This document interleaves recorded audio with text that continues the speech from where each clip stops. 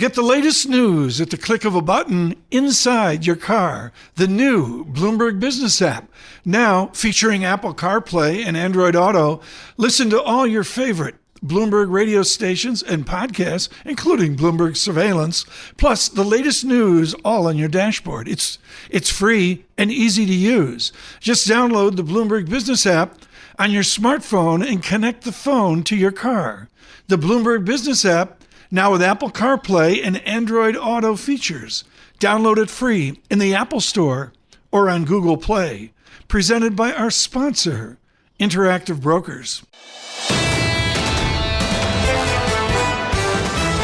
This is the Bloomberg Surveillance Podcast. I'm Tom Keene, along with Jon Ferro and Lisa Abramowicz. Join us each day for insight from the best in economics, geopolitics, finance, and investment. Subscribe to Bloomberg Surveillance on demand on Apple, Spotify, and anywhere you get your podcasts, and always on Bloomberg.com, the Bloomberg Terminal, and the Bloomberg Business app. Julian Emanuel joined us around the table, Chief Equity Strategist over at Evercore our side. Julian, good morning to you. Good morning. Have you been participating in this wonderful, beautiful thing that is an 8-day winning streak? Yeah, we have. Several weeks ago, we just felt that when you backed off of that 5% yield, and I know we've been talking about it, but it is the fact that in this world now for the last year and a half, where stocks and bonds have been positive correlated, if bond yields go down, stocks go up. And backing off of 5% was huge for the psychology. And now we've got this unexpected oil price plunge, which is even bigger for shareholders. I'm with you. Those 2 points yesterday stood out for me. Break of 450 on a 10-year, break of 80 on Brent crude. At what point do these correlations start to break the other way? What brings about that change? Well, we are watching that very closely, and guess what?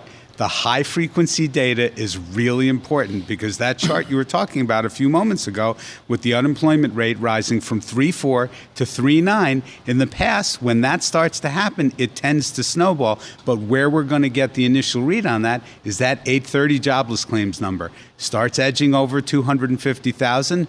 We get a little bit cautious. 300,000 is where we know the economy is going to turn down. I'm supposed to fold in now a question on Ed Hyman's Hicksian ISLM theory and his disinflation theory into your stock babble. Forget about it.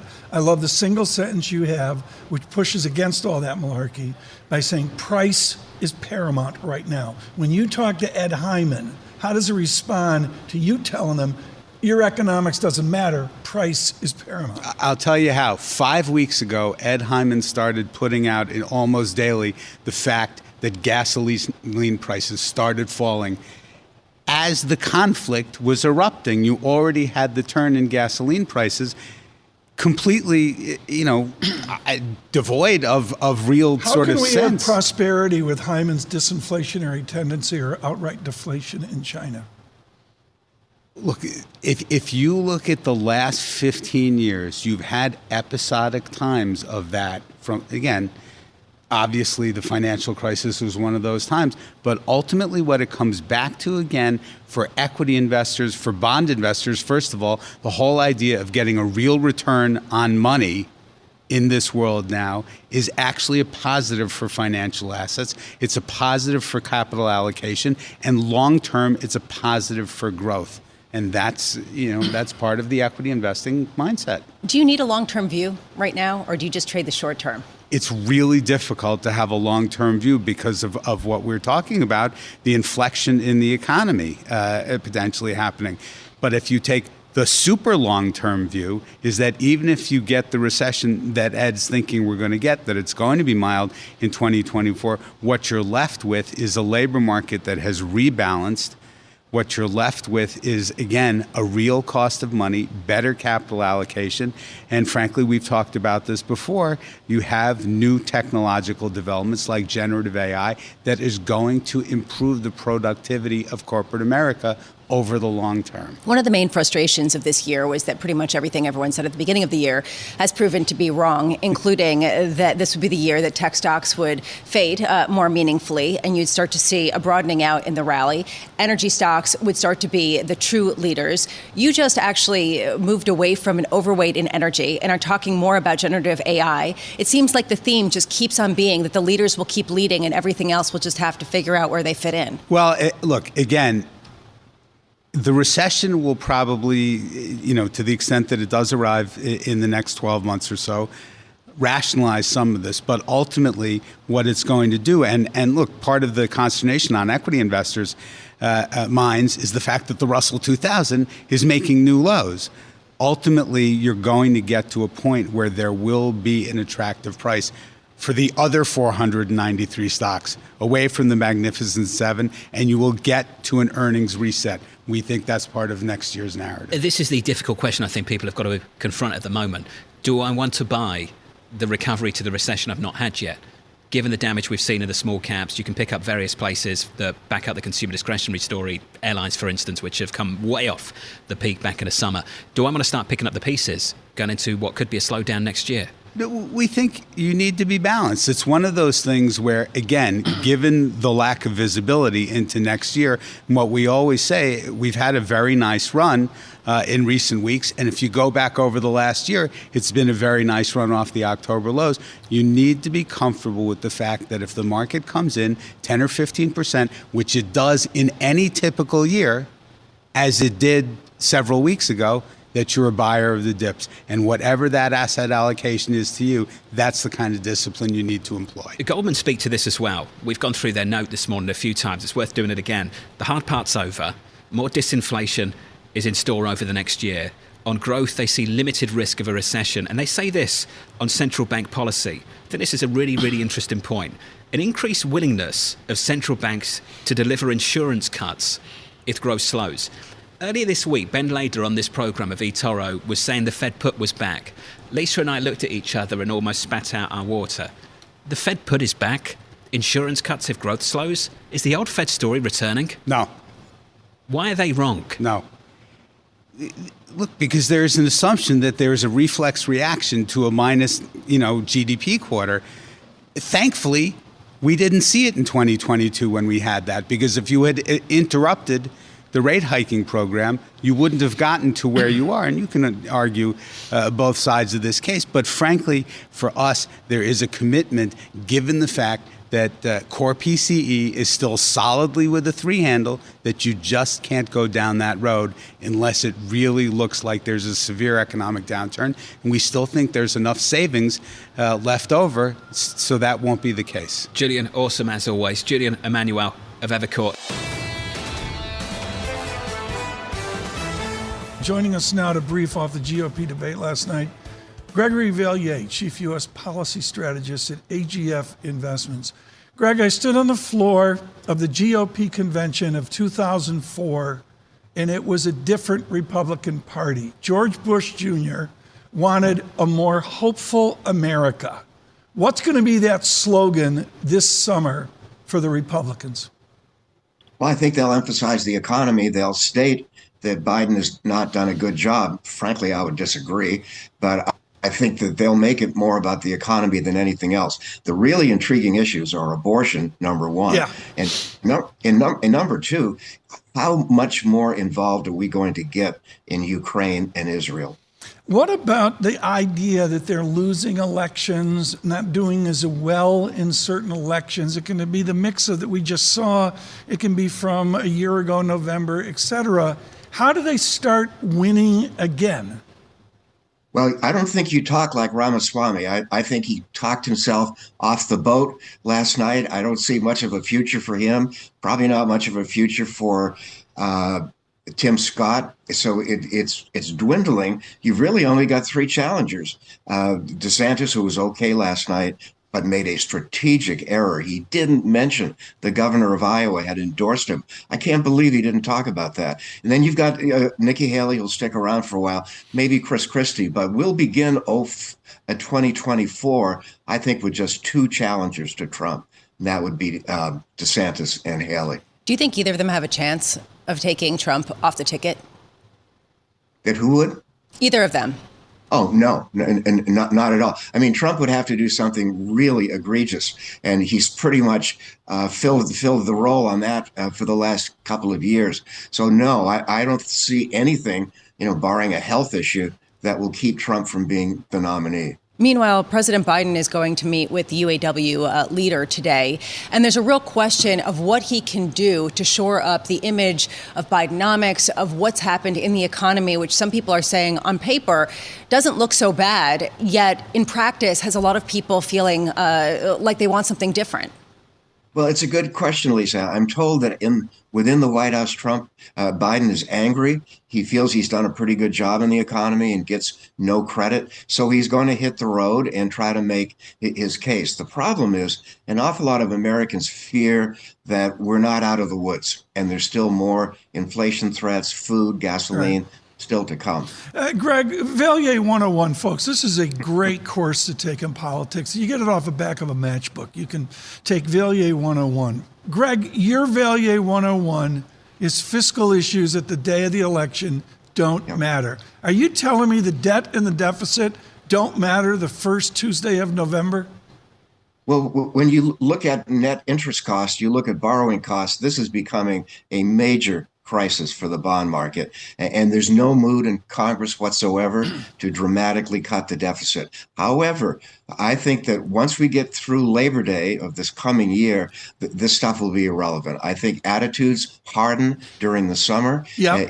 If Trump is well ahead, he could pull this out. But I have a feeling that Biden will come back. I have a feeling that the Democrats all of a sudden are motivated because of what happened in Kentucky. Is the path of least resistance for the former president another tax cut? That's going to be on the agenda. You're absolutely right, Tom. And I think with the Senate probably flipping and the House probably flipping, you're going to have a climate that will be ripe for a huge argument on whether we extend the Trump tax cuts. I think we will. I think Trump will talk about tax cutting, even though the deficit is enormous. Greg, I have to wonder whether this time is different. A lot of people who come on the show will say dysfunction in Washington, D.C. is the reason why yields have been flipping and flopping and going all over the place. And then they talk about a potential government shutdown and say markets won't care. Have we reached the point where market dysfunction is going to result from political dysfunction in D.C. in a more material way? Well, we're going to see probably another alleged crisis on November 17th if there's no budget. I don't think the markets will be all that concerned about it. I do worry about the credit agencies, Fitch, S&P, downgrading U.S. debt, not just because of the size of our debt, but because things are so dysfunctional in getting a budget. Great to catch up, Greg. Appreciate your input. Greg Valliere of AGF Investments going into next year.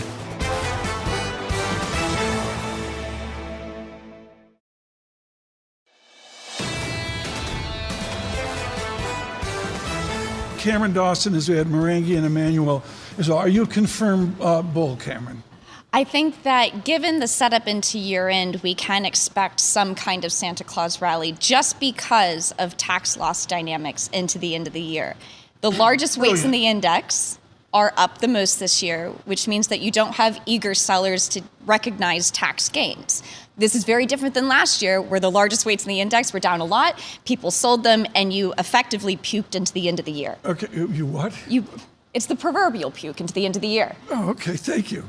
Can we say that on radio?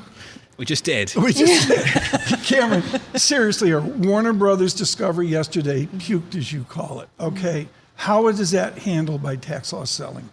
Well, I think that it will magnify as we go into the end of the year. You look at the areas that are down the most. This is small caps. This is cyclicals. This is healthcare, some of your defensives. These are the areas where people are looking for tax loss harvesting opportunities. The key point, though, is that they're smaller weights in the index, or they're not part of the index. So when we just look at the S&P 500, that could be something that supports it into end year.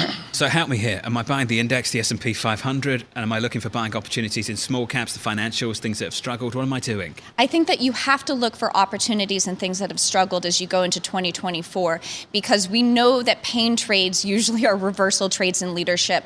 And just at the point where everybody throws in the towel and says, well, you can't own anything but the Magnificent Seven, these are the names that give you optionality on AI and they have the best earnings growth, everybody crowds into them.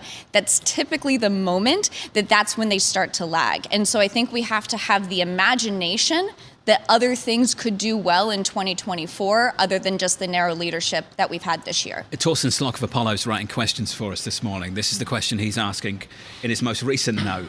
Everyone who's bullish on equities and lower rated credit should ask themselves where they think the labour market will be in 3 months, with the Fed on hold and not showing any signs of cutting anytime soon. What's your labour market bet with that in mind? We are having the ultimate debate is if we're seeing normalization or we're seeing weakening. And the challenge is that normalization is usually the gateway drug to weakening, meaning that you see a little easing that turns into a lot of easing, but we're not yet seeing definitive data yet to say that the uplift we've had in unemployment is going to barrel higher. The key thing to remember, though, the Fed itself in its SEP, the Summary Economic Projections, has unemployment going to 4.1% next year, and they're not forecasting a recession. So that's going to be a key question of if we get that 4.1%, does that justify them easing policy? Is it okay to sort of say we don't care for now? Down the line, whatever happens will happen. In the meantime, we can dance in the head of a pin with oil prices coming off, yields coming lower, and risk appetite still available. Yeah, because if we think going into CPI next week, remember that gasoline prices are down 10% over the month of October. That's very different over the summer months where gas prices were up a lot. It pinched consumer spending maybe a little bit at the margin. So that does create this beneficial environment. But I think it's important to remember, 2022, we priced in the earnings recession in 2023. 23, we priced in the earnings recovery in 24. What are we going to price in 2024 as we look to 2025? Are we still confident that this entire economic setup can remain very strong, that unemployment won't be an issue, consumer spending can remain robust? Given the lack of certainty around some of the outcomes, the potential outcomes with the economy, how nimble are you remaining? How are you remaining nimble to be able to adjust quickly? I think we have to remain completely nimble. We saw that over the last couple of weeks where we went from deeply oversold to deeply to getting close to being overbought. It means that technicals become really important. We can't get too lodged into narratives because narratives would have told you everything's ending back a couple of weeks ago, be scared. Now the narratives are saying everything is fantastic. The thing is that we are at resistance when we look at technical levels. 4,400, very important for the S&P 500, 4.5%, very important support for the 10-year. How we interact with those resistance and support levels will be very indicative of the next couple of months. Speak to the people who listened to you and said, okay, I'm really nervous, but I'm going to participate in this market, and they own tech, which literally on an hourly basis has a bid right now. Yeah. What's the character of that bid on the Magnificent Seven? Well, it's extraordinarily strong, but then think about the difference in the setup. Going into 2022, Magnificent Seven earnings had been cut by about 20% over the course of the year. Now going into 2023, over the course of 23, Magnificent Seven earnings had been revised higher by 60, 70% on average because of the better growth that they've had. So it's a much higher bar, and I think that's where the discipline is not trying to extrapolate too much of the experience of 23, get too crowded, and instead look for opportunities in areas that might be more left behind. You've been talking, Cameron, about how difficult it is to follow the mood because it swings so massively from week to week. How much has the move that we've seen in yields underpinned your conviction that you can lean into the rally heading into year end? It certainly has helped. We've seen it play out in the valuation, and now valuations are back to about 18.5 times earnings. The question is that the right valuation, even given where yields are at 4.5%, where that equity risk premium is? The challenge with valuations, though, is they are terrible timing tools, and that they have no predictive power on a one-year forward basis. So we can look at the market and say, hey, it's expensive here, expensive there, but that may not actually show up in price action for 2, 3, 4 years. And that's where that discipline of not chasing very high valuations comes in when you have a longer holding period. Have you got breaking news, TK, on donuts? Is that where you want to go? Don't I, plural. Don't I? Yeah.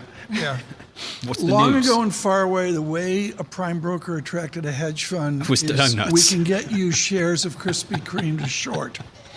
There's in the East Coast particularly, and the Right. Krispy Kreme's a more southern thing, and they're a different donut than what you get from Dunkin' Donuts, which is, there's cultures here, John. It's like Greg's, but it's like American. Okay. All of a sudden, Krispy Kreme, nice video. On radio, you are missing the making of the magnificent. And the answer here is Krispy Kreme is looking for a partnership with McDonald's. John Tower out with this, and it's a mixed story of EBITDA out there, but John Tower at Citigroup says first bite on DNUT. It's a McDonald's partnership that we may see. Do you know what you don't know? And I know this story already because Bramo shared it with me before. Bramo breaking into the news industry in Fargo years and years ago for the first Krispy Kreme shop. True story. True story. True story. True story. True story. I covered it, and people lined up. They camped out overnight to get the first So Krispy Kreme Bramo donut. went to interview them. You can imagine how what Bramo was like in local news, right? Wait, I thought this was local news. They were like, is please. Just go and do a fluff piece, please, Lisa. And I was like, it's an please. investive piece. What are they doing with that money? And how clean are the facilities? Unreal. Bramo in Fargo. Yeah, I'm enough of a Dunkin' Donut, Krispy Kreme is just too sugary and sweet. Like Cameron Dawson, help us out here. Krispy Kreme or Dunkin' She's Donuts? never had a donut. There is nothing better than a hot, fresh Krispy Kreme donut straight from the fryer. There we Nothing go. better. All right, they're screaming at me. In the We've got to control wrap room, things up. sot that, please. Let's be sure we're running to 9 o'clock today. Look for Cameron Dawson on Krispy Kreme Donut. What you need to know is it's April of 2011. There was a show then, Game of Thrones, Winter is Coming was the first episode. And that's where we are right now with the screaming success in days of Blueeyed Samurai on Netflix. I'm watching it. I can't say enough about the shocking beauty of it. It is overwhelming how it is game-changing for streaming. Geetha Ranganathan knows this. She's U.S. media analyst at Bloomberg Intelligence, and I would suggest Disney knows this as well. Geetha, boy, does Disney need a Blue-Eye Samurai. They certainly do. And that's one thing, Tom, that Bob Iger really emphasized yesterday. He said he is looking to reinvent the studio. Those are the words he used, and he really emphasized quality over quantity. So you spoke about how spectacular Blue-Eyed Samurai is. That's exactly what Disney is going to go after. They talked about, the studio having some kind of franchise fatigue, too many TV series created for the streaming service. So they're really kind of streaming down or cutting down, I would say, paring down on a lot of the content costs. Lisa was talking about where those savings are going to come from. A lot of that is them just really cutting down on content costs. So they took down content costs from $30 billion to $27 billion for fiscal 2023. They're taking that down further to $25 billion. And that is where you get that big free cash flow number for them as well. $8 billion is what they're projecting for 2024, a 60% increase from this year. Now, I get it, it's anime, it's animation, but the basic idea is Blue-Eyed Samurai is as non-diversity as we could get in 2023. Is Disney moving on from the tone and temperament of the last 3 or 4 years? Is Iger going back to something or new to something different? I think it's a combination of everything, Tom, because, he needs to go back to the drawing board. He knows that there hasn't really been a new Star Wars or a Lucasfilm movie since 2019. Obviously, the Marvels is in its next kind of iteration, if you will. So there's a lot of things that he needs to do. But the biggest thing, I think, for them, for the Disney studio, and this has kind of been a little bit shocking, and you bring up animation, and that's a really good point, because a lot of their recent animated movies have actually not performed as well as, some of us would have expected. And Pixar has kind of been, has had kind of this string of misfires, if you will. And the studio that is really kind of giving them a run for the money is Universal with Illumination. We had, you have Super Mario, you had Minions, all of these animated movies from Universal doing really, really well. So Disney obviously going back to the drawing board and kind of doing a lot of rethinking and as Bob Iger said, reinventing the whole franchise. If Bob Iger was the movie, is this Nightmare the sequel? That's a great. It's not going well, Geetha, is it? Well, I mean, he tried his best, and if there is, any person for the job, any person who can actually fix and rebuild Disney, I think it definitely is Bob Iger, and he, kind of delivered signature Bob Iger kind of news yesterday. Lots of good news, lots of nuggets of, lots of nuggets of good, optimistic news for investors to kind of hang on to. Obviously, there is a lot of work that remains to be done, but we do know that there are some real growth drivers for Disney, whether it's the parks business, that is 70% of Disney's operating income, throwing out about $10 billion in operating profits and cash flow. So that definitely is a huge growth pillar for the company. And then, of course, is streaming and how they're kind of going to manage that whole business. We know that they're in the process of consolidating Hulu. The big question is how they're going to manage the ESPN transition and, whether that Disney bundle, the streaming bundle, really becomes the competitor, a true competitor to Netflix. Is rebuilding a euphemism for shutting it down in terms of streamlining certain businesses and getting off selling the rest of it? Yeah, so he seemed to actually walk back a little bit of, the linear TV commentary. I know we've talked a lot about ABC and some of the other networks kind of being up for sale. But he also did say that there is a huge cost opportunity when it comes to, those linear networks. And so they've actually, the Charter deal that they recently inked was kind of a catalyst for them shutting down a lot of, the smaller networks that they don't consider core. And I think that's what they're going to do. They are definitely going to streamline the business. You're absolutely right, Lisa. I'm not sure when or how the sale is necessarily going to happen, but Iger seemed to suggest that even if a sale doesn't happen right away, there are a lot of synergies and there are a lot of cost efficiencies that they can hopefully extract over the next few months. Geetha, this one's a tough one to answer, but explore the question with us if you can. Tom mentioned who's buying. If they're selling, who's buying? Where do the buyers come from? So it could be private equity. I mean, we know there has been interest from certain parties. Byron Allen was one who kind of made a bid for the ABC and some of the networks. Again, private equity would always is interested in, the TV assets because they do, yes, it is an industry that is in secular decline, but at the end of the day, it does throw out a lot of cash and that is valuable. Again, it's a little bit of a wait and watch. There has been some chatter about whether the leagues would be interested in kind of going and getting a broadcast asset. Broadcast assets like ABC don't come up for sale very often. So, maybe it is something that the league can potentially consider for reach. Interesting. Geetha, appreciate the update. You're valuable. We appreciate your time. Geetha Ranganathan there of Bloomberg Intelligence.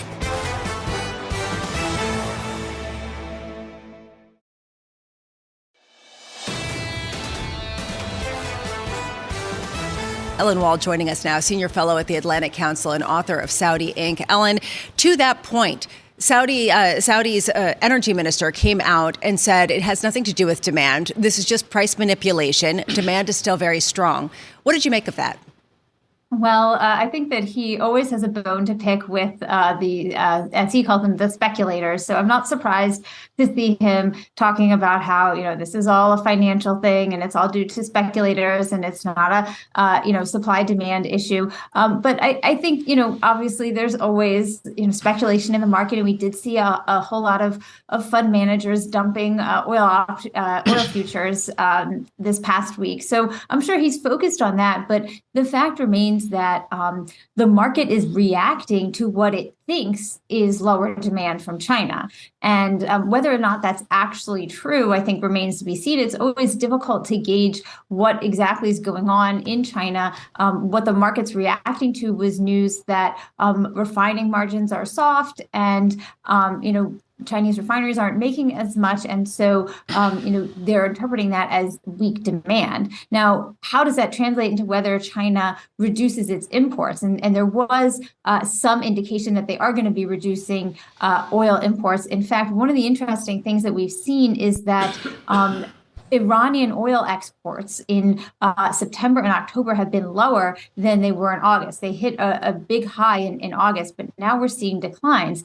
And there's some speculation that may be due to sanctions enforcement, but it's much more likely due to declining demand from China. And we've got Saudi Arabia holding 1 million barrels a day off the market. I do think Saudi Arabia is in the best position to be able to gauge Chinese demand. And it may be that, yes, Chinese demand is looking a bit soft now, but Abdulaziz bin Salman is looking at the longer picture and the longer game, and he sees that is strong. Ellen, with great respect to your book, which was definitive, we can take these tensions at least back to the Saudi-Yemeni War of 1934. The Ibn Saud family has dealt with this for pushing 100 years, the distance to the south. Give us the modern treatment of how Riyadh and Jeddah look at Yemen today. Yemen is basically a thorn in their side right now. They don't like the Houthis. Any group like the Houthis, Hezbollah, Hamas, all of those groups, while you might think that ideologically there are similarities and matchups there, they are essentially a threat to the Saudi monarchy. The Saudi monarchy is like, they're like the staid old, conservative guy who always votes the same way and always says the same thing for breakfast. They're the status quo. And any group that's looking to change the status quo, even if there are similarities in terms of, say, religious extremism or religious ideology, that's seen as a threat. And what's a bit disturbing is that despite prolonged military campaigns by the Saudis and the UAE, they haven't been able to dislodge the Houthis from Yemen. In fact, if anything, they're more entrenched. And so I do think that given the fact that the Houthis are at least claiming to be involved in the Israel-Hamas conflict, it'll be interesting to see if the Saudis maybe use this as an excuse to really try to get them out of Yemen once and for all, or if they'll be a bit embarrassed by somebody else taking them out. And then the conservative guy, as you call Saudi Arabia, their treatment of the shades of Palestine. How do you interpret that, Dr. Wald? Now, that is a big question, because what we've got on one hand is King Salman, who is nominally the king of Saudi Arabia, and he is vehemently anti-Israel, pro-Palestinian. I mean, this is a guy who thinks that, the Mossad was responsible for 9/11 and has said so, in public on television. So he is a huge barrier to any kind of rapprochement between Saudi Arabia and Israel. That being said, his son, who's really doing most of the ruling, the day-to-day ruling, seems much more inclined to use rapprochement with Israel as a way to get what he wants or what he thinks he needs from the United States. And in fact, it seemed like that was about to be a very successful deal before this latest conflict derailed all that. And I don't think that the general battle, the general lines that are drawn here are going to change. But I do think, if King Salman wasn't there, I think we'd see a much faster progression towards a Saudi-Israeli normalization. I don't think we're going to see quite what the UAE or Jordan has, but I do think that MBS sees it as a beneficial thing, or at least a really good tool to get other things that he needs, like support for obtaining nuclear power and military pact with the United States. Just real quick here, how does Saudi Arabia view the production in the U.S. that's gotten to a record level amid all of these concerns about demand? I think that they have kind of come to terms with the fact that the U.S. is going to produce what the U.S. is going to produce, and there really isn't much they can do about it. I think they were probably pretty pleased to see that there's more consolidation in the oil industry. I think that they see that as good for production and for companies who are looking at the signs of supply and demand and aren't just pumping just to stay ahead the way that we saw in 2015, 2016. And so I think that they see this as, this is where it is right now, and it's not always necessarily going to be this high. Ellen, a wonderful brief, particularly those comments on Yemen. Thank you so much. Ellen Wald, Atlantic Council. Can't say enough about Saudi Inc. It is absolutely definitive. Subscribe to the Bloomberg Surveillance podcast on Apple, Spotify, and anywhere else you get your podcasts. Listen live every weekday starting at 7 a.m. Eastern on Bloomberg.com, the iHeartRadio app, TuneIn, and the Bloomberg Business app. You can watch us live on Bloomberg Television and always on the Bloomberg Terminal. Thanks for listening. I'm Tom Keene, and this is Bloomberg.